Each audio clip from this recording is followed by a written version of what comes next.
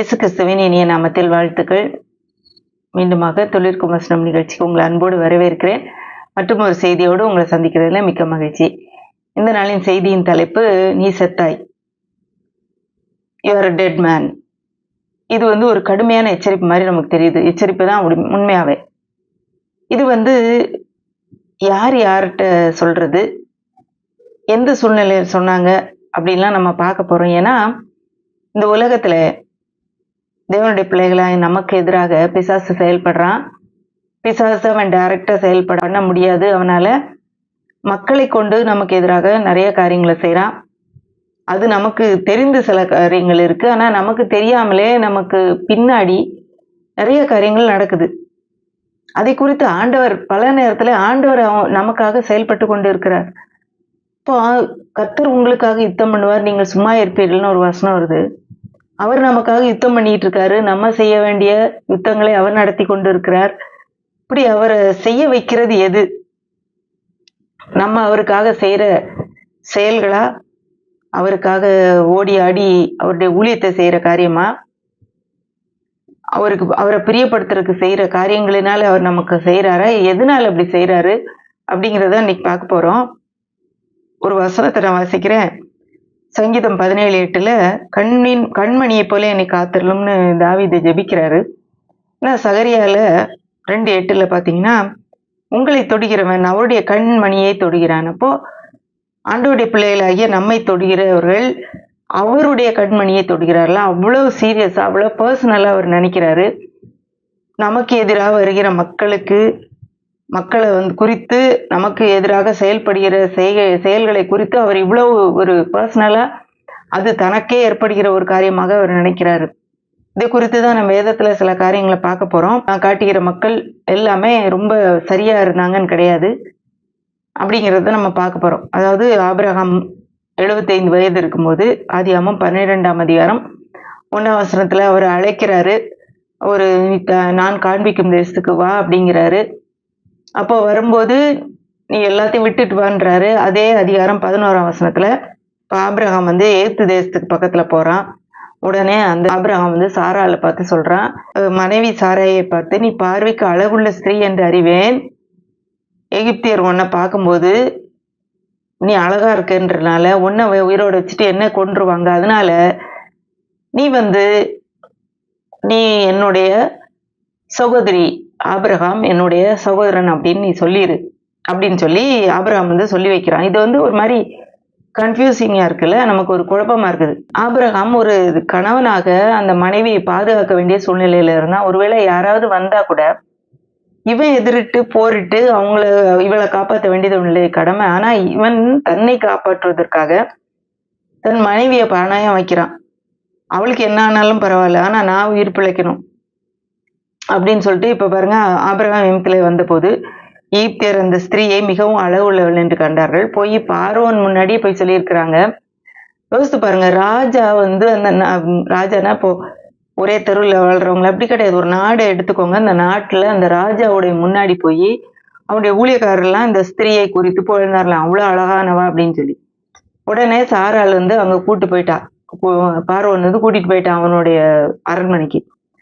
அவளுக்காக இங்க ஆபிரகாம் அவளுடைய சகோதரன் நினைச்சுக்கிட்டு அவனுக்கு என்னெல்லாம் கொடுத்தானா, 16ஆம் வசனத்துல ஆடு மாடுகளும் கழுதைகளும் வேலைக்காரரும் வேலைக்காரிகளும் கோழி கழுதைகளும் ஒட்டகங்களும் கிடைத்தது. எல்லாத்தையும் பிரசண்டா கொடுத்து விடுறான்.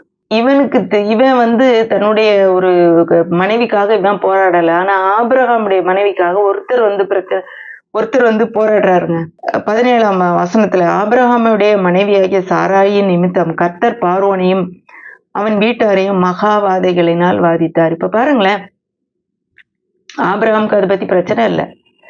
அவன் போய் அங்க எதுவும் சொல்லலை, இது என் மனைவின்னு சொல்லலை. அவளை திரும்ப காப்பாற்றுவதற்கு, அவளை கொண்டு வருவதற்கு எந்த முயற்சியும் பண்ணல. ஆனா ஆபிரகாமுடைய நிலையில, அந்த இடத்துல தேவன் பார்வோனுடைய வீட்டுல வாதிகளினால் வாதித்தாராம். அப்போ அடுத்த வசனத்துல பார்வோன் ஆபிரகாமை அழைத்து, நீ எனக்கு ஏன் இப்படி செய்தாய்? இவள் உன் மனைவி என்று நீ எனக்கு அறியாமல் போனதென்ன? நீ ஏன் சொல்ல? அவன் உடனே கண்டுபிடிச்சிடுறான், இவன் நம்ம தப்பா இவளை எடுத்து வச்சிருக்கோம், இன்னொருத்தனுடைய மனைவி அது எப்படி அவனுக்கு தெரிஞ்சோ தெரியல. அவனுக்கு அந்த வெளிப்பாடு வந்திருக்கு. உடனே போய் சொல்றான், நீ ஏன் உன் மனைவின்னு சொல்லல? உடனே சொல்லி அவளை அனுப்பி விடுறான். அவங்க அங்கிருந்து அனுப்பப்படுறாங்க. இந்த இடத்துல ஆபிரகாம் எல்லாம் சரியா நடந்தானா? பொய் சொல்றான். தன்னை காப்பாத்துவதற்காக தன் மனைவியை பணயம் வைக்கிறான்.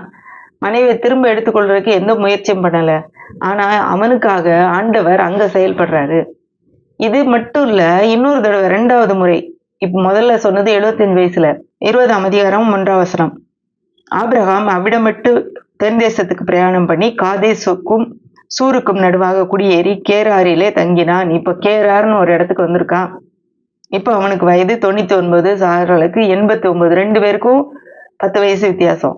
அங்கே ஆபிரகாம் தன் மனைவியாகிய சாராளை தன் சகோதரி என்று சொன்னதினாலே கேராரின் ராஜாவாகிய அபிமெலேக்கு ஆள் அனுப்பி சாராளை அழைப்பித்தான். இப்ப பாருங்க, திரும்பவும் அதே தப்பதான் பண்றான். 75 வயசுக்கு அதே தான். 99 வயசு ஆன பிறகு இதே பிரச்சனை தான், இதே காரியம் தான் சொல்றான். சாராள் 89 வயசுல அவ்வளவு அழகா இருந்திருக்கா, அவ்வளவு இளமையா இருந்திருக்கா.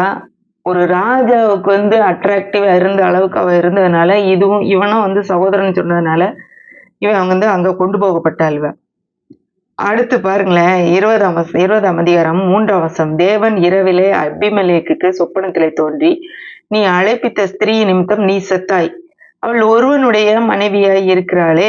இப்போ இதை வச்சுதான் நான் தலைப்பு கொடுத்தேன். நீ செத்தாய், யூ ஆர் டெட் மேன் அப்படிங்கிறார். உன்னை சாவடிச்சிருவேன்னு சொல்லுவாங்க பார்த்தீங்களா? அப்படிப்பட்ட ஒரு பயங்கரமான ஒரு கண்டிப்பான ஒரு காரியத்தை எச்சரிப்பை ஆண்டவர் பேசியிருக்கிறாரு. அவன்கிட்ட ராத்திரி சொப்பனத்துல ஒரு பெரிய ராஜா, பயப்பட வேண்டிய அவசியமே இல்லை. சொப்பனத்தை பார்த்து பயப்படுறதுக்கா ராஜா எல்லாம் இருக்கிறான்? அவன் எவ்வளவு காரியங்களை பார்த்திருப்பான். ஏதோ ஒரு காரியம் அவனுக்கு திட்டம் தெளிவுமாக பயங்கர கண்டிப்பாக பேசப்பட்டதுனாலே, ஒரு எச்சரிப்பு, பயங்கரமான எச்சரிப்பு கொடுக்கப்பட்டதுனாலே அவன் பயந்து உடனே சொல்றான், ஆண்டவரே நீதி உள்ள ஜனங்களை அழிப்பீரோ, இவள் தன் சகோதரி என்று அவன் என்னோட சொல்லவில்லையா? இவனும் அவன் தன் சகோதரன் சொல்லலையா? நான் நீதியாதான் செஞ்சேன், நான் தப்பு பண்ணல ஆண்டவரே அப்படின்னு சொல்றான். அப்போ 20ஆம் அதிகாரம் 6ஆம் வசனம். அப்பொழுது தேவன், உத்தம இருதயத்தோடே நீ இதை செய்தா என்று நான் அறிந்திருக்கிறேன். நீ எனக்கு விரோதமாய் பாவம் செய்யாதபடிக்கு உன்னை தடுத்தேன். ஆகையால் அவளை தொட நான் உனக்கு இடம் கொடுக்கவில்லை. பாருங்களேன், ஆண்டவர் அவன்கிட்ட பேசுறாரு. அடுத்து, அந்த மனுஷனுடைய மனைவியை அவனிடத்துல அனுப்பிவிடு, அவன் ஒரு தீர்க்கதரிசி, நீ பிழைக்கும்படிக்கு அவன் உனக்காக வேண்டுதல் செய்வான். நீ அவளை அனுப்பிவிடாதிருந்தால் நீயும் உன்னை சேர்ந்த யாவரும் சாகவே சாவீர்கள் என்று அறிவாயாக என்று சொப்பனத்திலே அவனுக்கு சொன்னார். இப்போ ஆண்டவர் ஆபிரகாமுடைய இடத்தை எடுத்து அவர் அவனுக்காக செயல்படுகிறார். இங்க ஆபிரகாம் முன்னுக்கு தான் இருக்கிறான். அவன் தப்பு மேல தப்பு பண்றான். அதுவும் தன்னுடைய மனைவியை தன்னுடைய சகோதரின்னு சொல்லி யாருனாலும் அவளை எடுத்துட்டு போகட்டும் 2வது முறை சொல்லி அந்த ராஜா எடுத்துட்டு போன பிறகு இங்க அவன் அதுக்காக எந்த முயற்சியும் பண்ணல. ஆனா அவனுடைய இடத்துல தேவன் அவனுக்காக அந்த அபிமெலேக்குடைய அந்த ராஜாவுடைய கனவுல தோன்றி அவனை எச்சரிக்கிறாரு. நீ அவளை திரும்ப அனுப்பிவிடு, நீ உயிரோடு இருக்கும்படி அவன் உனக்காக ஜெபம் பண்ணுவான். அவன் ஒரு தீர்க்கதரிசி. இல்ல நீ அனுப்பிவிடலான்னு நீயும் உன்னை சேர்ந்தவருங்க எல்லாரும் சாகவே சாவீர்கள். எவ்வளவு ஒரு பயங்கரமான ஒரு எச்சரிப்பு பாருங்களேன். பல சமயங்களில நமக்கு இது தெரியல. ஆண்டவர் நமக்காக நமக்கு நம்ம அறியாத இடங்களில, நமக்கு எதிரான சதி நடக்கிற இடங்கள்ல, நமக்கு எதிராக காரியங்கள் நடக்கும்போது அவர் நமக்காக காரியங்களை செஞ்சிட்டு இருக்காரு. நமக்கு தெரியல. நம்ம தான் நம்ம கண்ணு முன்னாடி இருக்கிறதான் பிரச்சனைன்னு நினைக்கிறோம். எத்தனையோ காரியங்கள் நமக்கு கண்ணுக்கு தெரியாத காரியங்கள் நமக்கு எதிராக நடந்துகிட்டு இருக்குது. இன்றைக்கு ஆபிரகாமுக்கு நடந்தது மாதிரி நமக்கு நடக்குது. ஆனா அது ஆண்டவர் அந்த காரியத்தையும் போய் அங்க பின்னால வேலை செஞ்சிட்டு இருக்காருன்றதுதான் இன்றைக்கு ஒரு ஆறுதலான செய்தி, ஒரு சந்தோஷமான செய்தி. இன்றைக்கு இந்த ஒரு பயந்தாங்கொள்ளி ஆபிரகாம், ஒரு கணவன் என்ற ஒரு கடமையை சரியா கூட செய்ய தெரியாத, ஒரு பேசக்கூட தெரியல, அவளை கூட்டு போகாதீங்கன்னு சொல்லக்கூட இல்லை, தாராளமா கொண்டு போங்க நான் அனுப்பி விட்டு பேசாம வீட்டுல இருக்கிற ஒரு மனுஷனுக்காக அவர் போய் அங்க போய் பேசுறாரு. அடுத்து அந்த அபிமெலேக்கு இவன் ஆபிரகாம்கிட்ட சொல்றான், நான் உனக்கு விரோதமா என்னப்பா தப்பு பண்ணேன், இப்படி உன்னுடைய மனைவியை என்கிட்ட அனுப்புறியே, இப்போ எனக்கு ஏதாவது பிரச்சனை வந்ததுன்னா நாங்க என்ன பண்றதுன்னு சொல்லி அந்த மனுஷர் மிகவும் பயந்தார்கள்னு ஒரு வசனம் இருக்கு 8ஆம் வசனத்துல. நான் என்ன குற்றம் செஞ்சேன்? உடனே அவன் சொல்றான், இங்க உள்ளவங்க எல்லாம் ஏதாவது என்னுடைய மனைவியை பார்த்து கொன்னு போட்டுருவாங்கன்னு பயந்துகிட்டு, என்னைய கொன்றுவாங்கன்னு பயந்து அவள்ட்ட நான் கேட்டுக்கிட்டேன். இப்படியே சொல்லுன்னு அப்படின்னு சொல்லி என்னென்னமோ கதையெல்லாம் சொல்றான். கடைசியில வந்து அப்பொழுது இது ரொம்ப ஆச்சரியமா இருக்கு பாருங்க. 20ஆம் அதிகாரம் 14ஆம் வசனம். அப்பொழுது அபிமெலேக்கு ஆடு மாடுகளையும் வேலைக்காரரையும் வேலைக்காரிகளையும் ஆபிரகாமுக்கு கொடுத்து அவன் மனைவியாகிய சாராளையும் அவனிடத்தில் திரும்ப ஒப்புவித்தான். பின்னும் அபிமெலேக்கு, இதோ என் தேசம் எனக்கு முன்பாக இருக்கிறது, உன் பார்வைக்கு சம்மதியான இடத்தில் குடியிரு என்று சொன்னான். சாராளை நோக்கி, இதோ உன் சகோதரனுக்கு 1000 வெள்ளிக்காசு கொடுத்தேன், இது உன் முகத்துக்கு முக்காடுக்கு ஆவதாக என்றான். இப்ப பாருங்களேன், தப்பு பண்ணது ஆபிரகாம், எச்சரிக்கப்பட்டது அந்த அபிமெலேக்கு ராஜா. இப்போ அந்த அபிமெலேக்கு உங்களை வெறுமையா அனுப்பாம ஆடு மாடுகள், வேலைக்காரர், வேலைக்காரி, அவன் மனைவி அனுப்பி விட்டு வெள்ளிக்காசு கொடுத்து எல்லாத்தையும் கொடுத்து வீட்டுக்கு போங்கன்னு அனுப்பி விடுறான். அது மட்டும் இல்ல, நீ எங்க ஊர்ல எங்கனாலும் நீ வியாபாரம் பண்ணிக்கலாம். இது ஒரு ஆச்சரியமான காரியமா இருக்கு பாருங்களேன். ஆண்டவர் வந்து ஆபிரகாமுடைய சார்பில எப்படி ஏன் வேலை செய்யறாரு? அவன் வந்து எல்லாம் நல்லதா செஞ்சுட்டு இருந்தானா? அவருக்காக தனியா எதுவும் செய்யறதுக்கு அங்க ஒண்ணும் இல்ல. ஊழியம் செய்யற மாதிரிலாம் அங்க ஒண்ணுமே கிடையாது. அப்பதான் அவர் அறிஞ்சிருந்தான். அது கூட சாதாரண மற்ற மக்கள் செய்யற ஒரு மக்களுக்கு இருந்த அந்த ஒரு நல்ல எண்ணம் கூட அவனுக்கு இல்ல. அந்த ஒரு ராஜாவுக்கு இருந்த பார்வோனுக்கா இருந்தாலும், இந்த அபிமெலேக்கா இருந்தாலும், அடுத்தவங்க மனைவியை எடுக்கக்கூடாதுன்னு இருந்த அந்த ஒரு எண்ணம் கூட, தன்னுடைய மனைவியை பாதுகாக்கணும்னு அந்த எண்ணம் ஆபிரகாமுக்கு இல்ல. ஆனாலும் இந்த ஆபிரகாமுக்காக அவர் பேசுவதற்கு காரணம் என்ன? நம்ம தொடர்ந்து கவனிக்கலாம். இதுக்கு காரணம் ஒண்ணு இருக்குது. கடைசியில பாருங்க, 17ஆம் வசனம், அதே அதிகாரம். ஆபிரகாமுடைய மனைவியாகிய சாராளி நிமித்தம் கர்த்தர் அபிமெலேக்குடைய வீட்டாரின் கற்பங்களை எல்லாம் அடைத்திருந்தபடியால் ஆபிரகாம் தேவனை நோக்கி வேண்டிக் கொண்டான். அப்பொழுது தேவன் அபிமெலேக்கையும் அவன் மனைவியும் அவன் வேலைக்காரியும் குணமாக்கி பிள்ளை பெறும்படி அனுகிரகம் பண்ணார். இப்போ இந்த காரியத்தை அவன் செஞ்சதுனால அவனுக்கு தண்டனை. அவன் வீட்டுல யாருக்கும் குழந்தை பெறாதபடி கற்பங்கள்லாம் அடைத்து போடப்பட்டிருந்தது. கர்த்தர் அடைத்திருந்தாருன்னு போட்டிருக்குது. இவன் போய் அவனுக்காக ஜெபம் பண்றான். ஏன்னா ஆண்டவர் ஏற்கனவே சொன்னாரு, அவன் ஒரு தீர்க்கதரிசி, உனக்காக ஜெபம் பண்ணுவான். இவன் போய் ஜெபம் பண்ணா அங்க வந்து குழந்தை பிறக்குது. ஆனா இன்னொரு ஒரு காரியம் உங்களுக்கு தெரியுமா? இது நடக்கும்போது ஆபிரகாமுக்கும் சாராளுக்கும் குழந்தை இல்லை. அவன் 99 வயது, இவ 89 வயது. ஆபிரகாமுக்கும் சாராளுக்கும் குழந்தையே இல்லை. தங்களுக்கு இல்ல, ஆனாலும் தங்கள் குறைவு உள்ளவர்கள் தான், ஆனாலும் அவங்களுக்காக போய் ஜெபம் பண்றான். போய் ஜெபம் பண்ணும்போது அங்க வந்து விடுதலை நடக்குது. அதுக்கு பிறகுதான் இவனுக்கு வந்து 100 வயசுல குழந்தை பிறக்குது, ஈசாக்கு. இப்போ ஒரு இந்த காரியம் ஏன்? தப்பு செஞ்சது யாரு? ஆபிரகாம். அப்போ தண்டனை இவனுக்குள்ள கிடைச்சிருக்கணும். ஆண்டவர் ஏன் பார்வோனையும் அபிமெலேக்கையும் போய் எச்சரிக்கிறாரு, அவங்கள தொடாத, அவங்கள அனுப்பிவிடு, நீ செத்த அப்படிங்கிறாரு. எதுக்கு? இவனுடைய கிரியையினாலயா? இவன் ஏதாவது நல்லது செஞ்சானா? இல்ல. என்னன்னு பாத்தீங்கன்னா, ஒரே ஒரு காரியம்தான். தேவன் ஆபிரகாமோடு செய்திருந்த உடன்படிக்கை, தேவனோடு ஆபிரகாமுக்கு இருந்த ஒரு உறவு, வேற எதுவுமே இல்ல. அவரோடு இவனுக்கு இருந்த அந்த உடன்படிக்கையின் காரணமாக இவர் அவனுடைய சார்பில் போய் நிக்கிறாரு. இவன் நல்லா இருக்கிறானோ, இவனுடைய கிரியை சரியா இருக்குதோ, அது பிரச்சனை கிடையாது. இவனோடு அவருக்கு உறவு இருக்குதா, அதுதான் முக்கியம். இன்னொரு ஒரு காரியம் இதுல நான் சொல்லணும்னு நினைக்கிறேன். இப்போ நமக்கே சுகம் இல்லை, நமக்கே ஒரு காரியத்துல விடுதலை இல்லை, நம்ம வீட்டிலேயே பிரச்சனைங்கும் போது நம்ம மற்றவங்களுக்காக ஜெபிக்கலாமா? பல நேரத்துல நமக்கு சுகம் இல்லாதப்போ ஜெபம் பண்ணுங்கன்னு அடுத்தவங்க சொல்லும்போது எனக்கே சரியில்லை, நான் எப்படி ஜெபிக்கிறதுன்னு நம்ம நினைக்கிறோம். ஆனா இது ஒரு பெரிய எடுத்துக்காட்டு. ஆபிரகாமுக்கே குழந்தை இல்லை, ஆனா ஆபிரகாம் ஜெபிக்கிறான், அங்க குழந்தை பிறகுது. அதுக்கு பிறகுதான் இவனுக்கு வந்து அந்த ஆசீர்வாதம் வருது. பல நேரத்துல நாம் மற்றவர்களுக்காக, மற்றவருடைய விடுதலைக்காக, மற்றவருடைய சுகத்துக்காக நம்ம ஜெபிக்கும் போது நமக்கு ஆண்டவர் சுகத்தை கொண்டு வருவதற்கு நாம் ஒரு வழியை திறந்து வைக்கிறோம். அதனால நம்ம தைரியமாக மற்றவர்களுக்காக ஜெபிக்க நாம் இந்த நேரத்துல நம்ம தீர்மானம் எடுப்போம். அடுத்து இதே போலவே இன்னொரு ஒரு காரியம் இன்னொருத்தனுக்கும் ஆண்டவர் இதே மாதிரி செய்யறாரு. இது யாருன்னு பாத்தீங்கன்னா யாக்கோபு. யாக்கோபு ரொம்ப நல்லவனா? இல்ல. அண்ணன் சகோதரனை ஏமாத்தினா, தகப்பனை ஏமாத்தினா, அந்த ஊரை விட்டு ஓடி போனா. அங்க போன இடத்துல அவனுடைய மாமனாரால பலமுறை ஏமாற்றப்பட்டான். அவர் வந்து சரியான சம்பளம் கொடுக்கல, அவனை ஏமாத்தி கல்யாணம் பண்ணி வச்சாரு. இப்போ அவனுக்கு 4 மனைவிகள், 12 பிள்ளைங்க, 11 பிள்ளைங்க ஆயிட்டாங்க. இப்போ அவனுடைய சம்பளம் சரியா இல்லைன்னொடனே ஒரு நாள்ல இவன் யோசிக்கிறான், நம்ம ஆண்டவரும் அவனுக்கு சொல்றாரு, நீ கிளம்பி போன்னு. அவன் கிளம்பி கிளம்பி போறதுக்கு எந்த நேரத்தை தேர்ந்தெடுத்தான்னா, அவனுடைய மாமனார் வந்து இல்லாத நேரம். அவர் வந்து லாபான் வந்து மயிர் கத்தரிக்கிறதுக்கு போயிட்டான். அது ஏதோ கொஞ்ச நாள் ஆகும் போற இடங்கள்ல திரும்பி வர்றது. அப்போ ஆதியாகமம் 31ஆம் அதிகாரம் 17ஆம் வசனம். அப்பொழுது யாக்கோபு எழுந்து தன் பிள்ளைகளையும் தன் மனைவியையும் ஒட்டகங்களின் மேல் ஏற்றி தான் பதான் அராமில் சம்பாதித்த மிருக ஜீவன்களாகிய அனைத்தையும் தன் பொருட்கள் எல்லாவற்றையும் எடுத்துக்கொண்டு கானான் தேசத்தில் இருக்கிற தன் தகப்பனாய் ஈசாக்கு இடத்துக்கு போக புறப்பட்டான். இப்போ இவன் வந்து தெரியாம இவன் போறான். 20ஆம் வசனம். யாக்கோபு தான் ஓடி போகிறதை சீரியனாகிய லாபானுக்கு அறிவியாமல் திருட்டளவாய் ஓடி போனான். சொல்லாம கொள்ளாம தெரியாம ஓடி போறான். அப்போ யாக்கோபு ஓடி போனது 3ஆம் நாளிலே லாபானுக்கு அறிவிக்கப்பட்டது. அப்பொழுது அவன் தன் சகோதரரை கூட்டிக் கொண்டு 7 நாள் பிரயாண பரியந்தம் அவனை தொடர்ந்து கீலேயாத் மலையிலே அவனை கண்டுபிடித்தான். இப்போ அவனுக்கு நியூஸ் வந்துருது மாமனாருக்கு.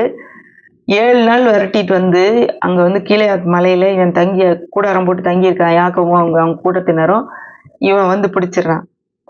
பாருங்க, இது ஹைலைட்டே இதுதான். ஆதியாகமம் 31:24. அன்று ராத்திரியிலே தேவன் சீரியா தேசத்தானாகிய லாபானுக்கு சொப்பனத்தில் தோன்றி, நீ யாக்கோபுடைய நன்மையை அண்டி தீமை ஒன்றும் பேசாதபடிக்கு எச்சரிக்கையாயிரு. இப்போ இவனுக்காக ஆண்டவர் பேசுறாரு பாருங்க. இவனுக்கு தெரியல, பின்னால லாபான் விரட்டிட்டு வரான்றது இவனுக்கு தெரியாது. இந்த காலத்துல மாதிரி நமக்கு செல்போனோ யாராவது இன்ஃபர்மேஷன் கொடுக்கறதுக்கு ஏதாவது இருக்குதானே? ஒன்றும் கிடையாது.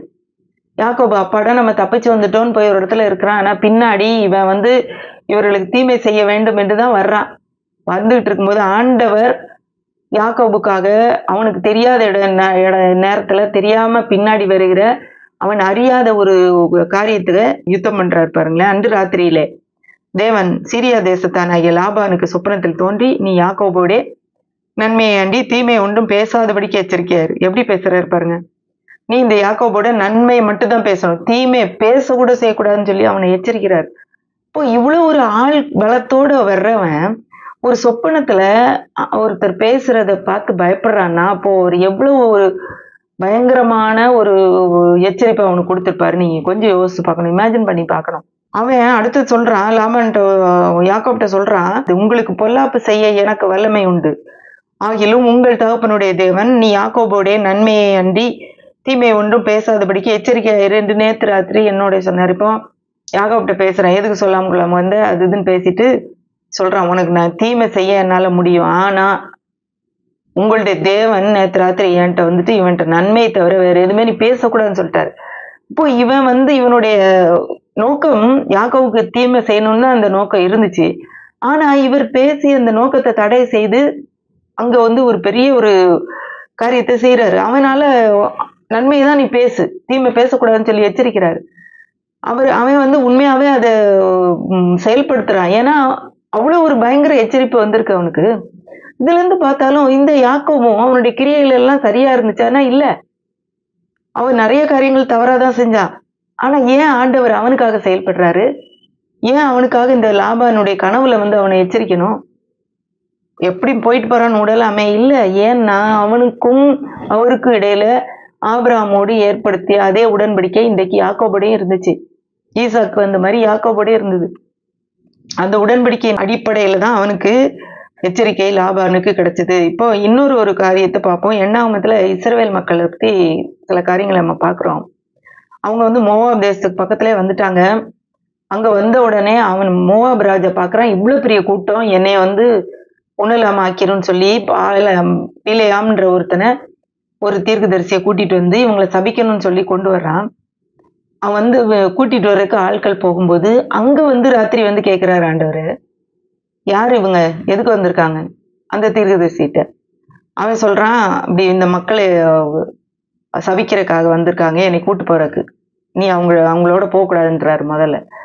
2வது தடவை இன்னும் கொஞ்சம் பேரை அனுப்புறாங்க. அனுப்பும்போது இவர் சொல்றாரு, எண்ணாகமம் 22:20 இரவிலே தேவன் பிலேயாமின் இடத்தில் வந்து, அந்த மனுஷர் உன்னை கூப்பிட வந்திருந்தால் எழுந்தவர்களோட கூட போ, ஆனால் நான் உனக்கு சொல்லும் வார்த்தை நிமித்தம் நீ செய்ய வேண்டியப்போ ஒரு கூட்ட மக்கள், அவருடைய மக்கள் என்னக்காக இன்னைக்கு வந்து தேவன் வந்து ஒரு தீர்க்கதரிசிய தேவையில்லாத வார்த்தையில பேசக்கூடாதுன்னு எச்சரிக்கிறார் பாருங்களேன்.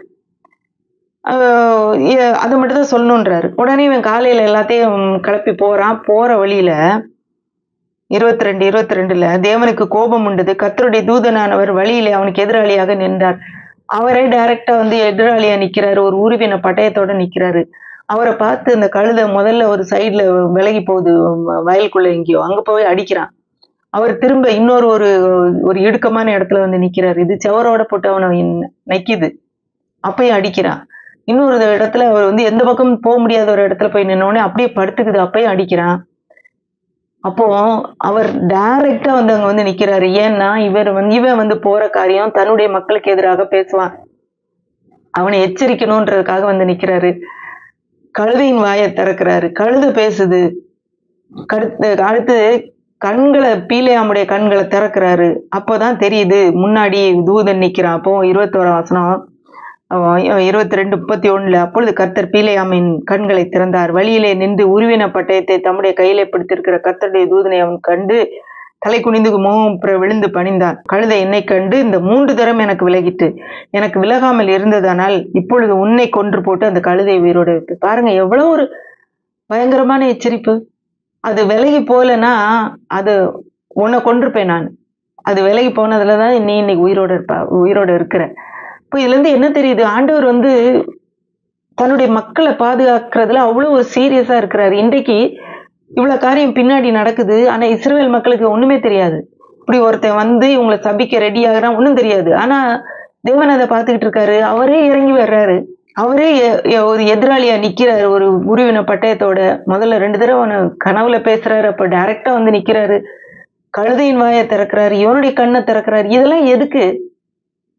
எச்சரித்து கடைசியில போய் நீ இஸ்ரவேல் மக்களை ஆசீர்வதிக்கிறது தவிர வேற எதுவும் பண்ணக்கூடாது அப்படிங்கிறாரு. 3 தடவை ஒரு நேரம் ஒரு இடத்துல இருந்து சபின்னு சொல்றான். இன்னொரு இங்க பார்த்து சபிச்சாலும் சபிக்கன்னு வாயை திறக்கிறான். அவன் ஆசீர்வாதம் வருது. இன்னொரு இடத்துக்கு போய் அங்க இருந்து சபிங்கன்னு சொல்றான். அங்கேயும் பலிபீடம் கட்டி அங்க இருந்து பார்த்தாலும் ஆசீர்வாதம் வருது. கடைசி இன்னொரு இடத்துக்கு போய் கூட்டிட்டு போய் காட்டி அங்கேயுமே ஆசீர்வதிக்கிறதா ஆண்டவருடைய பிரியம். இஸ்ரவேல் மக்களை அவரு ஆசீர்வதிக்கிறது வந்து பின்வாங்கவே மாட்டாருன்னு சொல்லி அவர் பெரிய ஆசீர்வாதத்தை கொடுக்குறான். அதாவது தன்னுடைய மக்கள் ரொம்ப நல்லவங்களை, இந்த இஸ்ரவேல் மக்கள் இதுக்கு ஒரு சில அதிகாரங்களுக்கு முன்னாடி நீங்க போய் பாத்தீங்கன்னா, என்னாகமம் 22க்கு முன்னாடி அப்பதான் வந்து அவங்க கர்த்தருக்கு விரோதமா முறுமுறுத்து கொள்ளிவாய் சர்ப்பங்கள் உள்ள வந்து அதனால கடிக்கப்பட்டாங்க. வெண்கல சர்ப்பம் செய்யப்பட்டு வைக்கப்பட்டு அதனால காப்பாற்றப்பட்டாங்க. அப்போ இவங்க வந்து 10 முறை எனக்கு விரோதமா முறுமுறுத்தாங்கன்னு ஆண்டவரே சொல்றாரு. அப்போ இஸ்ரவேல் மக்கள் ரொம்ப நல்லவங்க இல்ல. அவருக்கு எல்லாம் கீழ்ப்படிஞ்சு நடக்கல. அதனால அவர் காப்பாத்தல. அவர் ஏன் இப்படி வந்து தானா இறங்கி வந்து நின்று ஒரு உருவின பட்டயத்தை வச்சு பயங்கரமா எச்சரிப்பு கொடுக்குறாரு? ஏன்னா அவர்களுக்கும் தேவனுக்கும் இடையில இருந்த உடன்படிக்கை உறவு, ஆபிரகாமின் சந்ததியாருக்கு இருந்த தேவனோடு இருந்த உடன்படிக்கையின் உறவினாலே மற்றவங்க அவங்கள சபிக்கிறதுக்கு வாயை திறந்து கூட தேவையில்லாத காரியங்களை பேசுறதுக்கு அனுமதிக்கல ஆண்டவர். எவ்வளவு ஒரு ஆண்டவர் வந்து தன்னுடைய பிள்ளைகள் மேல ஒரு கரிசனையா இருக்கிறார். ஒருவேளை அந்த இஸ்ரவேல் மக்களுக்கு தெரியல. இன்றைக்கும் நமக்கு தெரியாம இருக்கலாம். நமக்கு பின்னாடி நடக்கிற காரியங்களுக்கு ஆண்டவர் இப்படிதான் செயல்பட்டுக்கிட்டு இருக்காரு. நமக்கு விரோதமா செயல்படுகிற மக்களுக்கு எதிராக அவர் செயல்பட்டு கொண்டிருக்கிறார் என்று நாம் மறந்து போக வேண்டாம். இந்த தீர்க்கதரிசிக்கு பயங்கர எச்சரிப்பு வருது. ஒன்ன கொண்டிருப்பேன் அப்படின்றாரு.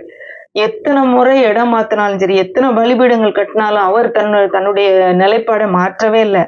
அவர் பொய் சொல்ல மாட்டேன்றாரு. தன்னுடைய மக்களை ஆசீர்வதிப்பேன். அவர்களை யார் ஆசீர்வதிக்கிறாங்களோ அவங்கள நான் ஆசீர்வதிப்பேன். அவங்கள சபிக்கிறவர்களை சபிப்பேன்கிறாரு. ஆனா பாருங்களேன், அப்போ தேவன் அவருடைய எண்ணம் எல்லாம் அவரோடு உள்ள உறவுக்கு அவர் அவ்வளவு ஒரு மதிப்பு கொடுக்கிறாரு. நம்ம இவங்க இந்த 3 பேரை பார்த்தா இவங்க யாரும் வந்து பெர்ஃபெக்டா எல்லா காரியம் பண்ணல. கடவுளுக்கு உண்மையா இல்ல. அவங்க குடும்பத்தாட்கள்கிட்டே அவங்க உண்மையா இல்ல. ஆனா அவரோடு உள்ள அந்த ஒரு உடன்படிக்கையின் கீழே அவங்க இருந்தாங்க. அந்த உடன்படிக்கை விட்டு போல. இப்ப ஏசாலாம் அந்த உடன்படிக்கை மதிக்கல, அவன் பாட்டு போயிட்டான். ஆனா இந்த யாக்கோபு அந்த உடன்படிக்கையின் கீழே அவன் இருக்கணும்ன்றதுல அவன் எப்பயுமே தேவனோடு பேசுறதுலயும் யாக்கோபு சரி, ஆபிரகாமும் சரி, இஸ்ரவேல் மக்கள் மோசே இருந்ததுனால அவங்க கொஞ்சம் அப்படி இருந்தாங்க. அந்த ஒரு இது இருந்தது. என்னதான் அவங்க வந்து அவருக்கு விரோதமான காரியங்களை பண்ணினாலும் அவர் அவர்களுக்காக நிற்கிறார். இன்றைக்கு நமக்கும் அதேதான். ஒருவேளை நம்ம தெரியாம சில தவறுகள் பண்ணலாம். பிசாசு சொல்லுவான், நீ ஆண்டவர் வந்து உனக்கு உதவி செய்யவே மாட்டார். ஆண்டவர் பின்னாடி நமக்காக வேலை செஞ்சுட்டே இருக்கிறாருங்க. மறந்து போயிடாதீங்க. நம்மோடு இயேசு கிறிஸ்துவின் மூலமாக அவர் உடன்படிக்கை செய்திருக்கிறார். இயேசு கிறிஸ்துவின் ரத்தத்தின் மூலமாக அவரை ஏற்றுக்கொண்டவர்கள் எல்லாரும் தேவனுடைய பிள்ளைகளாய் இருக்கிறார்கள். இப்ப தேவனுடைய பிள்ளை என்ற உரிமை உள்ள ஒவ்வொருவருக்கும் தேவன் நமக்கு பின்னாடி வேலை செஞ்சுட்டு இருக்கிறாரு. நமக்கு விரோதமாய் செயல்படுகிற மக்களுக்கு எதிராக அவர் செயல்பட்டு கொண்டிருக்கிறார். இதை நம்ம மறந்து போக வேண்டாம். ஆபிரகாம்கிட்டயும் என்ன சொல்றாரு? 12ஆம் அதிகாரம் ஆதியாகமம் 3ஆம் வசனத்துல, உன்னை ஆசீர்வதிக்கிறவர்களை ஆசீர்வதிப்பேன், என்னை சபிக்கிறவர்களை சபிப்பேன், பூமியில் உள்ள வம்சங்கள் எல்லாம் உனக்கு ஆசீர்வதிக்கப்படும், உனக்குள்ள ஆசீர்வதிக்கப்படும். யாக்கோபுட்டையும் அதேதான். ஆதியாகமம் 28:14 பூமியில் உள்ள வம்சங்கள் எல்லாம் உனக்குள்ள ஆசீர்வதிக்கப்பட்ட கடைசி பகுதி இஸ்ரவேல் மக்களுக்கு. இப்ப இந்த பீலேயாம் சொன்ன காரியங்கள் அது எல்லாமே சாபம் சொல்லாம எல்லாமே ஆசீர்வாதமா சொன்னான். அதுலயும் பாத்தீங்கன்னா எண்ணாகமம் 24:9 உங்களை ஆசீர்வதிக்கிறவன் ஆசீர்வதிக்கப்பட்டவன், உங்களை சபிக்கிறவன் சபிக்கப்பட்டவன். அப்போ ஆண்டவருடைய வாக்குத்தத்தம் ஆசீர்வாதம் மாறவே இல்லை. அவங்களுடைய செயல்களினாலே இது மாறிடுச்சானா மாறல. ஏன் மாறல? அவருடைய உடன்படிக்கை மாறாதது. இப்ப இன்றைக்கு அதே தேவன் தான் இன்றைக்கு நமக்காக காரியங்களை செஞ்சுட்டு இருக்காரு. புதிய ஏற்பாட்டுல ஒரு பகுதியை நம்ம பார்க்கலாம். இன்னொருவர் சவுல் என்று ஆரம்பத்துல இருந்தவர், ஸ்தேவான் கொலை செய்யப்படுறதுக்கு காரணமா இருந்தவர். அப்போஸ்தலர் 1ஆம் அதிகாரம் 9ஆம் அதிகாரம் 1ஆம் வசனத்துல, சவுல் என்பவன் இன்னும் சீறி கர்த்தருடைய சீஷர்களை பயமுறுத்தி கொலை செய்யும்படி சீறி பிரதான ஆசாரியர் இடத்துக்கு போய் இந்த மார்க்கத்தாராகிய புருஷரையாயிலும் ஸ்திரீகளையாயிலும் தான் கண்டுபிடித்தால் அவர்களை கட்டி எருசலேமுக்கு கொண்டு வரும்படி தமஸ்குவில் உள்ள ஜெபாலயங்களுக்கு நிருபங்களை கேட்டு வாங்கினான். இப்போ ஏற்கனவே ஸ்தேவானை கொலை செஞ்சிட்டாங்க, கல்லறிஞ்சாங்க. அவன் சாகும்போது சவுல் அங்க அதுக்கும் சம்மதிச்சிருந்தான். அங்க ஒரு விட்னஸா அவன் இருந்தான். அது மட்டும் இல்லாம அங்க இருந்த கிறிஸ்தவர்களை எல்லாம் துன்பப்படுத்துறதுக்காக அவன் ஒவ்வொரு ஊரா போய் அங்க உள்ளவர்களை கொண்டு அவர்களை கொலை செய்யறதுக்கும் அவங்களை துன்பப்படுத்துறதுக்கும் லெட்டர்லாம் வாங்கிட்டு போய் தமஸ்குக்கு போயிட்டு இருக்கான். அவனுடைய எண்ணம் எல்லாம் நம்மகிட்ட லெட்டர் இருக்கு, நம்மகிட்ட அதிகாரம் இருக்கு, நம்ம போய் அவங்களை இழுத்துட்டு இன்னைக்கு ஒண்ணும் இல்லாம ஆக்கணும்ன்றது அவன். ஆனா மத்தியான நேரத்துல ஒரே அடியில ஒரே ஒரு மின்னல் மாதிரி சடுதியிலே வானத்திலிருந்து ஒரு ஒளி அவனை சுற்றி பிரகாசித்தது. அவ்வளவுதான், அவன் கீழே விழுந்துட்டான். அதுக்கு பிறகு அவனால எதுவுமே செய்ய முடியல, கண்ணு தெரியல. சவுலே சவுலே நீ ஏன் என்னை துன்பப்படுத்துகிறாய் அப்படின்னு சத்தம் கடிச்ச உடனே அவன் கேட்கிறான், நீ ஆண்டவரே நீர் யார்? ஆண்டவர் சொல்றாரு, நீ துன்பப்படுத்துகிற இயேசு நானே, முள்ளில் உதிக்கிறது உனக்கு கடினமாம். இப்போ இங்க இயேசுவையா அவன் துன்பப்படுத்திட்டு இருந்தான்? இல்லையே, அவருடைய பிள்ளைகளை அவன் துன்பப்படுத்துறான். ஆண்டவர் அதை தன்னை துன்பப்படுத்துறவரா இங்க சொல்றாரு சவுல்ட்ட, நீ என்ன துன்பப்படுத்திட்டு இருக்க, நீ முள்ளுல உதைச்சுக்கிட்டு இருக்கிற, உனக்கு தான் கஷ்டம். ஒருவேளை ஆண்டவருடைய பிள்ளைகளுக்கு எதிராக செயல்படுகிற மக்கள் அவங்க முள்ளுல உதைச்சிட்டு இருக்காங்கங்க, அவங்களுக்கு தாங்க கஷ்டம். அவங்க கண்டிப்பாக அதற்கான ஆக்கினை அடைவாங்க. தேவன் அவர்களுக்கு எதிராக யுத்தம் பண்ணுகிறார்ன்றதை நம்ம இதன் மூலமா பார்க்க முடியுமே. கடைசியில் அவனால எழும்ப முடியல, ஒரு வெறியோட போனவன் எந்திரிக்க கூட முடியல, எந்திரிச்சா கண்ணு தெரியல, தடவிட்டு இருக்கான். யாரோ பிடிச்சு அவனை கூட்டிட்டு போறாங்க. கூட்டு போய் அவன் தமஸ்கு பட்டணத்துல ஒரு வீட்டுல கண்ணு தெரியாதவனா சாப்பிடாம 3 நாள் உபவாசம் பண்ணி கொண்டிருந்தான். கடைசியில ஒரு சகோதரன் அனனியா அவன் கண் பார்வை தெரியும்படி அவனுக்காக ஜெபித்தப்ப அவனுக்கு கண்ணு தெரிஞ்சு அப்படியே ஆண்டவருடைய பிள்ளையா மாறிட்டான். இன்றைக்கு ஆண்டவருடைய பிள்ளைகளுக்கு எதிராக செயல்படுகிறவர்களை ஆண்டவர் மாற்றுறதுக்கு ஒரு நிமிஷம் ஆகாது. அந்த பவுலா மாற்றின தேவன் இன்றைக்கும் ஜீவிக்கிறார். இன்றைக்கும் நமக்காக, ஆண்டவருடைய பிள்ளைகளுக்காக அவர் வேலை செஞ்சுட்டு தான் இருக்கிறாரு. ஒருவேளை அவங்க மற்றவங்களுக்கு அது தெரிஞ்சிருக்காது, அங்க உள்ள சீஷர்களுக்கு தெரிஞ்சிருக்காது. இப்படி ஆண்டவர் திடீர்னு இடைப்படுவாரு. இப்படி ஒரு லைட் வெளிச்சம், ஒரு சடுதியா சூரிய வெளிச்சம் மாதிரி ஒரு வெளிச்சம் அவன் தரையில விழுந்து கணுதையம் போய் இப்படி திடீர்னு மாறுவான்னு அவங்களுக்கு தெரியாது. ஆண்டவர் இப்படி செயல்படுவார்னு அவங்க அறிஞ்சிருக்க மாட்டாங்க. ஆனா ஆண்டவர் இங்க பின்னாடி செயல்பட்டு கொண்டிருந்தாரு. ஏன்? அவருடைய பிள்ளைங்க. நீ என்ன துன்பப்படுத்துற? அவங்கள இல்ல, என்ன துன்பப்படுத்துற? இன்றைக்கு துன்பப்பட்டு கொண்டு இருக்கிற, இயேசுவின் நிமித்தம் துன்பப்பட்டு கொண்டு இருக்கிறவர்கள், அது மட்டும் இல்லாம ஆண்டவருடைய பிள்ளைகளா இருக்கிறவர்கள் ஒவ்வொருவருக்கும் ஆண்டவர் பின்னாடி வேலை செஞ்சிட்டு இருக்கிறாரு. ஏன்னா எதுக்காக வேலை செய்யறாருன்னா அவரோடு உள்ள உறவுனாலதான் வேலை செய்யறாரு. நம்ம அவருக்காக செய்யற செயலினாலே அல்ல. பல நேரத்துல நம்ம நினைக்கிறோம், நம்ம நிறைய காரியங்களை அவருக்காக ஊழியம் செய்யறோம், நிறைய நேரம் ஜெபம் போது நான் வந்து இப்படிலாம் செஞ்சேன், அப்படிலாம் செஞ்சேன், எனக்கு இப்படி பிரச்சனை வந்துருச்சு, கடவுளுக்காக என்னெல்லாம் பண்ணேன், எத்தனை பேருக்கு உதவி செஞ்சேன், ஆனா எனக்கு இப்படி வந்துருச்சு, இவங்களுக்கு இப்படி வந்துருச்சுன்னு நினைக்கிறோம். அதன் அடிப்படையில அவர் கிரியை செய்யறவரே அல்ல. இங்க சவுல் இப்படி உங்களுக்கு எதிராக செயல்பட போகும்போது அவங்கள ஏன் காப்பாத்தினாரு? அவருடைய பிள்ளைங்க, அவருடைய உடன்படிக்கையின் ரத்தத்தினால மீட்கப்பட்டவங்கன்றதுனாலதான். இப்போ இதுல ஒரு 2 காரியத்தை நம்ம யோசிக்கணும். ஏன் நீ செத்தாய் அப்படின்னு சொல்லி ஒரு கடுமையான எச்சரிப்பு அபிமெலேக்குக்கும், பார்வோனுக்கும், லாபானுக்கும், சவுலுக்கும் ஆண்டவர் ஏன் கொடுக்கணும்? இது வந்து அது ஒரு உறவின் அடிப்படையிலே உள்ள ஒரு காரியத்தினாலதான். இவங்கெல்லாம் நல்ல காரியங்களை பண்ணாங்க. இஸ்ரவேல் மக்களும், ஆபிரகாமும், யாக்கோபும் எல்லாம் ரொம்ப நல்லவங்களா இருந்தாங்கன்றதுனால அல்ல.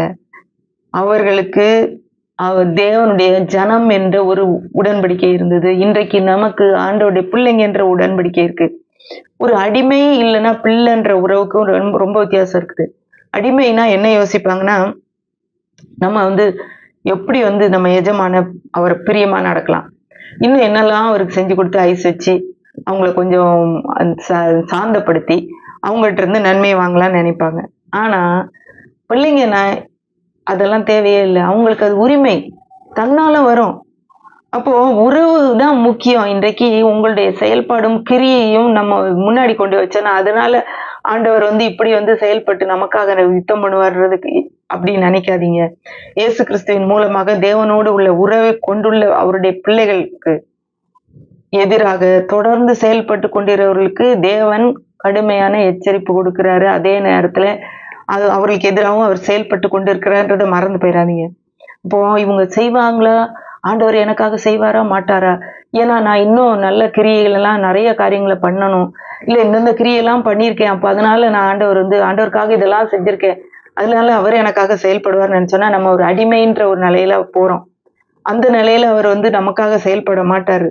எல்லாத்தையும் சரியா செஞ்சா, அவருக்காக நிறைய காரியங்களை செஞ்சா அவர் எனக்காக செய்வார். அது சரியான ஒரு கண்ணோட்டம் இல்லை. நம்ம எப்படி கண்ணோட்டம் இருக்கணும்? நான் அவருடைய பிள்ளை.